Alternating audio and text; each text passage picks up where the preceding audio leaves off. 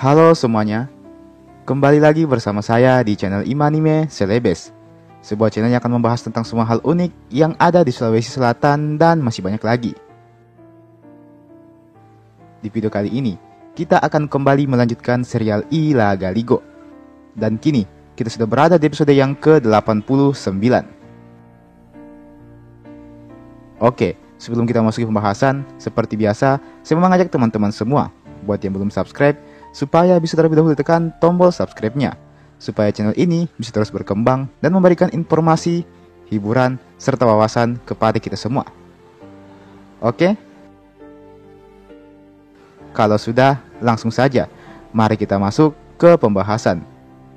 Inilah dia Ila Galigo Series, episode yang ke-89.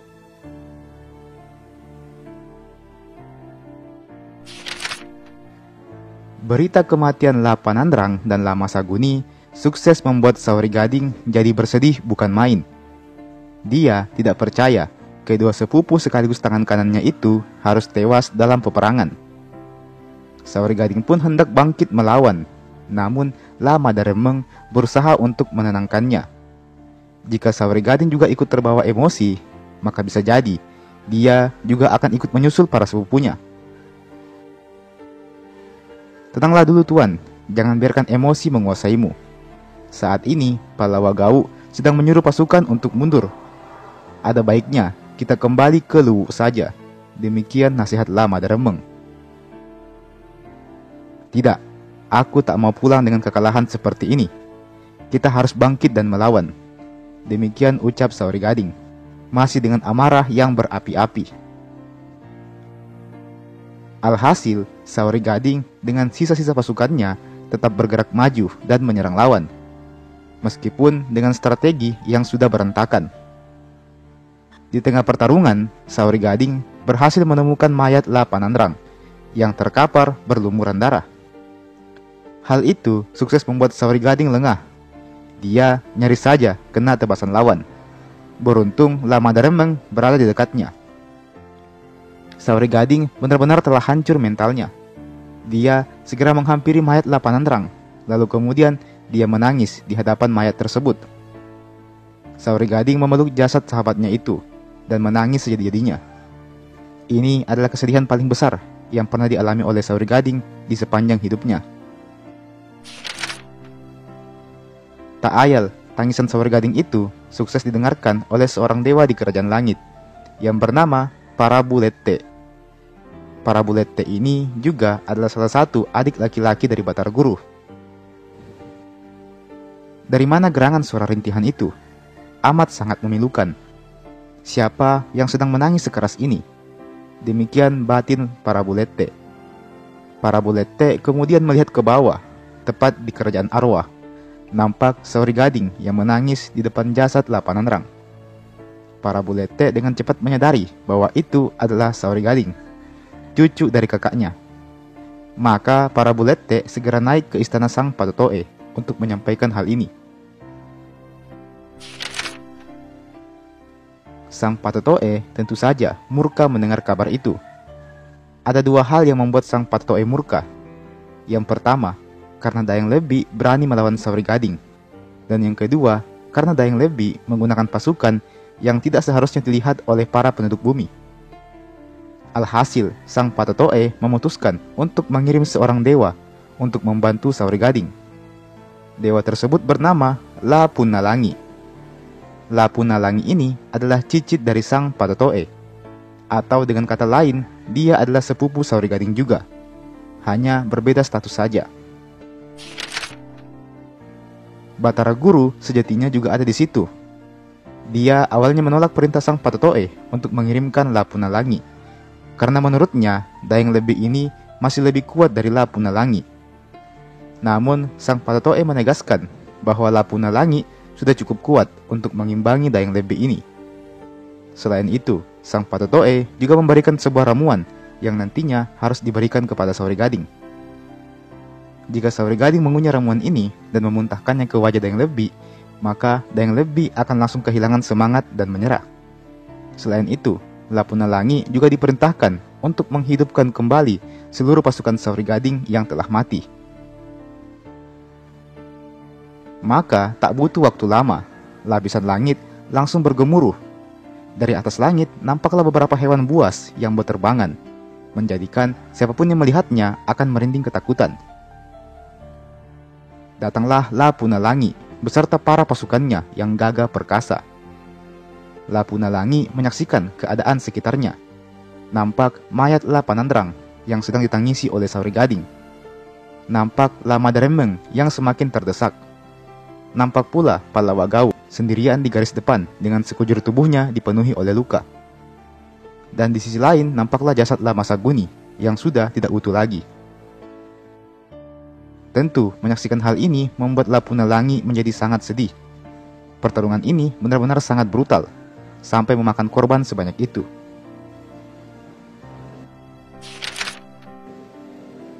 Lapunalangi pun tiba di hadapan Saori Gading. Saori Gading yang menyadari hal itu segera bersujud dan menyembah kepada Lapunalangi. Dalam hatinya mulai ada secercah harapan. Lapunalangi langsung memerintahkan Saori Gading dan para hewan buas yang ikut bersamanya untuk mengumpulkan semua jasad armada Saori Gading. Setelah dikumpulkan, maka dengan kesaktian yang dimilikinya, Lapunalangi pun sukses menghidupkan kembali seluruh armada pasukan Saori Gading yang sebelumnya telah meninggal dunia tersebut. Tentu, kembalinya Lapanandrang dan Lamasaguni sukses membuat Saori Gading kembali menangis sejadi-jadinya. Kali ini dalam tangisan penuh kebahagiaan. Saori Gading benar-benar bersyukur kedua sepupunya itu dapat dihidupkan kembali. Maafkan aku, ini semua karena kecerobohanku. Demikian ucap Lapanandrang. Maafkan aku juga, aku terlalu meremehkan lawan kita, ucap Lamasaguni. Tidak, kalian berdua tidak salah. Akulah yang salah dalam mengatur siasat, ucap Saori Gading sambil memeluk erat kedua sepupunya tersebut. Sementara itu, Dayang Lebi kini sedang berada di atas kapal raksasa Saori Gading. Dia sedang menjara setiap harta benda yang ada di kapal tersebut. Baginya, Saori Gading sudah kalah. Hanya tinggal menunggu waktu saja untuk para monsternya membunuh Saori Gading. Setidaknya itulah yang dia pikirkan. Beberapa jam kemudian, Dayang Lebi bersujud memohon ampunan. Dia meminta maaf atas tindakannya itu. Ia, Lapunalangi beserta pasukannya dengan dibantu oleh armada Saori Gading berhasil mengalahkan semua monster milik Dayang Lebi, menjadikan Dayang Lebi sisa seorang diri saja. Dan dia pun tak punya pilihan selain meminta pengampunan sambil menawarkan Wellericina kepada Saori Gading. Namun memang sudah terlambat. Lapunalangi langsung mengayunkan pedangnya, memberikan luka besar kepada Dayang Lebi. Lapunalangi juga mengusir Dayang Lebi ini dari kerajaan arwah, yang mana tentu saja membuat derajatnya sebagai seorang dewa turun dan kini menjadi seorang budak. Usai peperangan tersebut, Saori Gading berterima kasih kepada Lapunalangi.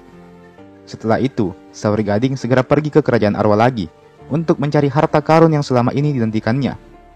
Harta karun yang lebih berharga dari segulung emas dan permata.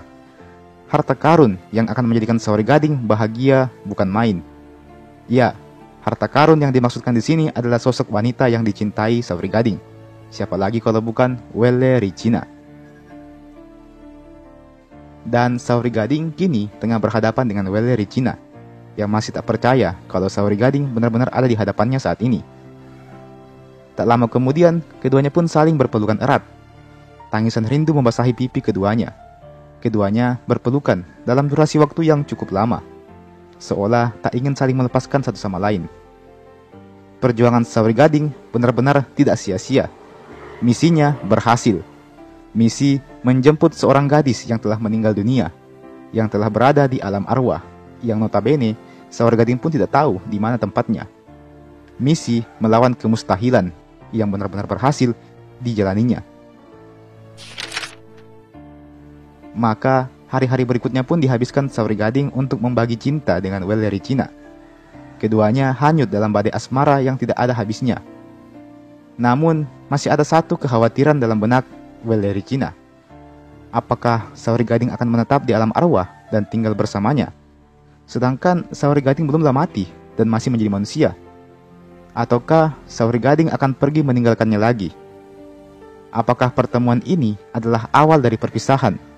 Atau justru sebaliknya? Kita akan lanjutkan lagi pada episode berikutnya.